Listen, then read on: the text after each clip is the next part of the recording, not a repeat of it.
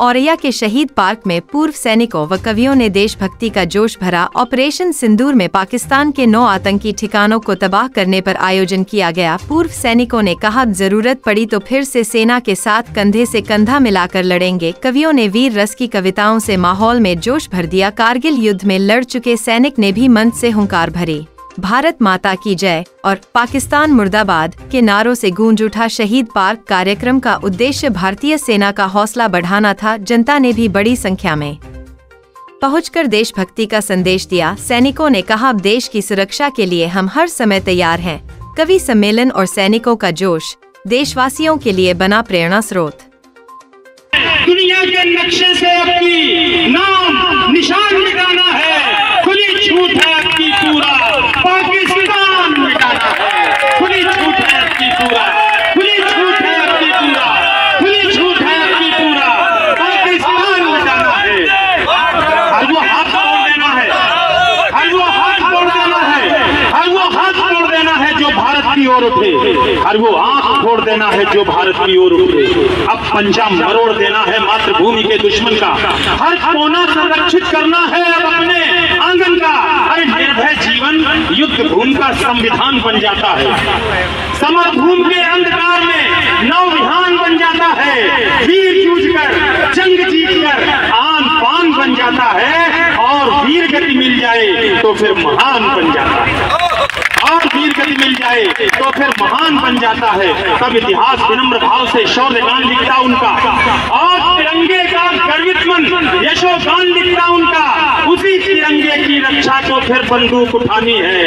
भारत माता की जयकार अब उठे आप सबके हृदय से। अगर आपके मन की बात इस छोटे से कवि ने कह दी हो, उसी तिरंगे की रक्षा को फिर बंदूक उठानी है। बाकी पाकिस्तान को इसकी नानी तो चल रहा अभियान है, मिशन सुंदूरी पूरे जोश से कर रहा सावधान है।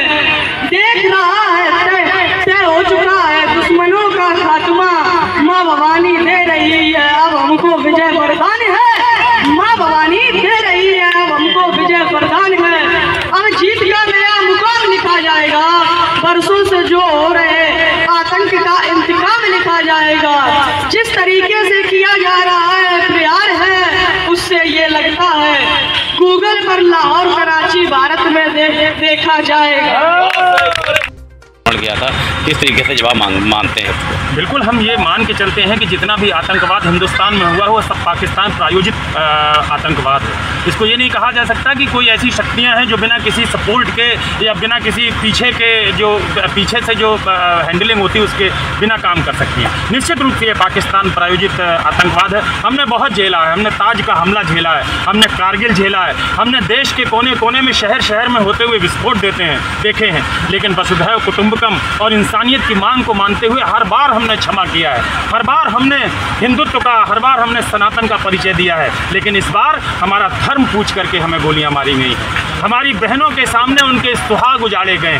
अब हमारे धैर्य की पराकाष्ठा हो चुकी थी। पूरा देश चाह रहा था कि अब पाकिस्तान पर ऐसा हमला हो कि आने वाली सदियां याद रखें कि किसी देश ने उन पर हमला किया था। और मैं आभारी हूं, हमारे बहुत सारे पूर्व सैनिक यहाँ बैठे हुए हैं, इन सब का ये मन था कि अब एक ऐसा हमला होना चाहिए कि पाकिस्तान उनको सदा याद रखे। कर्नल साहब हमारे आज के कार्यक्रम के अध्यक्ष महोदय हैं, भारत प्रेरणा के मंच के महासचिव अविनाश अग्निहोत्री जी पूर्व सैनिक हैं, हमारे वीर कवि यहाँ बैठे हैं, वीरता के गोविंद द्विवेदी जी, गोपाल पांडे जी, निर्मल पांडे जी। क्या लगता है आपको सिंदूर ऑपरेशन सबसे सफल ऑपरेशन लग रहा है? सिंदूर ऑपरेशन की निटिंग इतनी बढ़िया हुई है, जिसको कहते हैं ना क्रोशिया से जैसे कोई फूल टाका जाता है। मोदी जी की सबसे बड़ी क्षमता, हमारी जो इस समय राष्ट्रीय सर्वोच्च सत्ता है उसकी क्षमता, चाहे वो रक्षा मंत्री हों, गृह मंत्री हों, राष्ट्रीय सुरक्षा सलाहकार आदरणीय डोभाल साहब हों, इन सब के अंदर वो क्षमताएं हैं कि इन्होंने ऐसा फूल टाका। लोग पूछने लगे थे, ये जो वामी लेफ्टिस्ट लोग हैं, ये जो तमाम विरोधी लोग हैं कि इतने दिन हो गए कुछ नहीं किया। 12 दिन में यही तैयारी हुई है। एक आक्रमण 6 और 7 मई की रात को हुआ और उसके बाद से लगातार आक्रमण हो रहे हैं। लाहौर दहल रहा है, कराची दहल रहा है, रावलपिंडी दहल रहा है, इस्लामाबाद दहल रहा है, स्टेडियम उड़ा दिए जा रहे हैं। पूरा जो रडार सिस्टम है उसको तहस नहस कर दिया गया है। ड्रोन जा रहे हैं, मिसाइलें जा रही हैं, वहाँ के जो हमारे लोग हैं वो हमला कर रहे हैं। इसका मतलब ये है कि प्लानिंग बहुत शानदार हुई है। इस बार पाकिस्तान याद रखेगा कि किसी ऐसे दुश्मन से पाला पड़ा था जो उसको नेस्त नाबूद करने की क्षमता रखता है। इसका जवाब 7 तारीख को मिला है, किस तरीके से आप देखते हैं पाकिस्तान को? निश्चित रूप से हमारी बहन बेटियों का जिस तरीके से सिंदूर पाकिस्तानी परस्त आतंकवादियों ने पहुंचा था उनके पतियों की हत्या करके, उसी सापेक्ष ऑपरेशन सिंदूर नाम देके आज वही सिंदूर पाकिस्तान में आतंकवादियों का पाकिस्तान का काल बन के कहर ढा रहा है। और निश्चित रूप से हम लोग एक मजबूत लाइन छोड़ के आए हैं सीमा पे, और मुझे पूरा विश्वास है कि हमारी सेना सक्षम है। पाकिस्तान ही नहीं, अगर चाइना भी आ जाए साथ में तो दोनों देशों को एक साथ में जवाब देने के लिए सक्षम है। और अगर ज़रूरत पड़ती है तो हम पूर्व सैनिकों की, तो हम सभी पूर्व सैनिक पुनः सेना में जाके सीमा पे युद्ध लड़ने के लिए तत्पर हैं और तैयार हैं। क्या लगता है दुश्मन को आगे कोई उम्मीद जग रही होगी? नहीं, निश्चित रूप से दुश्मन इस समय भयभीत है और उसको भयभीत होना चाहिए। जो उसने दुष्कर्म किए हैं उसका फल उसको देना आवश्यक है। और निश्चित रूप से इस बार पूरे पाकिस्तान का सफाया निश्चित है, पाकिस्तान के टुकड़े होंगे, इसमें कोई संदेह नहीं है। ये हमारी शुरुआत है, जैसा हमारे शुक्ला साहब ने बताया है कि बहुत सही तरीके से किया स्टार्ट। सबसे पहले हमने मिर्ची पे आक्रमण नहीं किया है। जो वहाँ से जहाँ से ये तैयार होके आते थे उग्रवादी, उन जगह पर और उनकी ख़त्म करने के लिए पहले 9 जगह जो आक्रमण किया था वो किया है।